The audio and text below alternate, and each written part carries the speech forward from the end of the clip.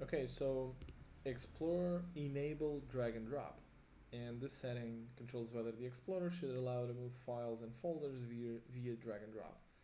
So you can drag and drop, right? And it allows you to do that. Now this is showing you a confirmation box, because it comes from this setting, confirm drag and drop.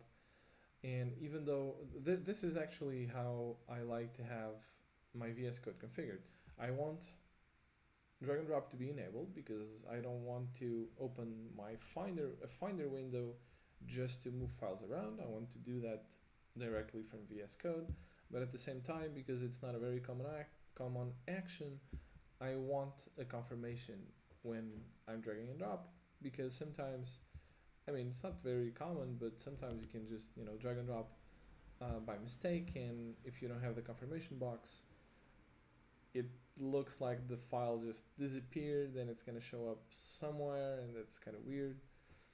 Even though I guess if you're tracking the files in the repository with Git, you're going to have some kind of warning, and you're going to eventually find that when you're looking at the Git tab, the source control tab, because you'll see a new file.